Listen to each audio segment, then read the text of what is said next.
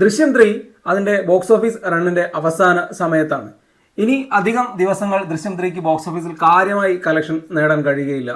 ഏതാണ്ട് 18 ദിവസങ്ങൾ കൊണ്ട് ആഗോള ബോക്സ് ഓഫീസിൽ നിന്ന് 233 കോടിക്ക് മുകളിലാണ് ചിത്രം കളക്ട് ചെയ്തത്. അതായത് മോഹൻലാലിന്റെ തന്നെ തുടരും സിനിമയുടെ മുകളിൽ ചിത്രം കളക്ട് ചെയ്ത് കഴിഞ്ഞു. കേരള ബോക്സ് ഓഫീസിൽ നിന്ന് ഏതാണ്ട് 85 കോടിക്ക് മുകളിലും ചിത്രം കളക്ട് ചെയ്തു.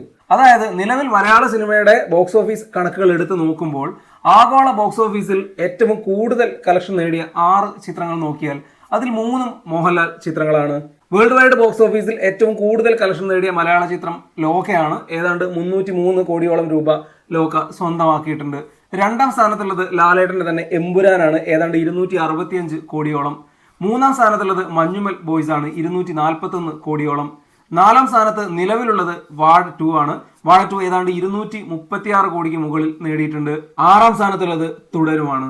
ഇങ്ങനെയാണ് ആദ്യത്തെ 6 പൊസിഷനുകൾ നിലവിലുള്ളത്. കേരള ബോക്സ് ഓഫീസിലേക്ക് വന്നാൽ ആദ്യത്തെ 7 സ്ഥാനങ്ങളിൽ 4 ലാലേട്ടൻ ചിത്രങ്ങളാണ്. ടോപ്പ് 1 ആയി നിൽക്കുന്നത് വാഴ 2 ആണ്. ഏതാണ്ട് 130 കോടിക്ക് അടുത്ത് കളക്ഷൻ. രണ്ടാം സ്ഥാനത്തുള്ളത് ലോകയാണ്, 122 കോടിക്ക് അടുത്ത് കളക്ഷൻ. മൂന്നാം സ്ഥാനത്തുള്ളത് ലാലേട്ടൻ ചിത്രമായ തുടരുമാണ്. നാലാം സ്ഥാനത്തുള്ളത് 89 കോടിയോളം നേടിയ 2018. അഞ്ചാം സ്ഥാനത്തുള്ളത് ദൃശ്യം 3യുമാണ്.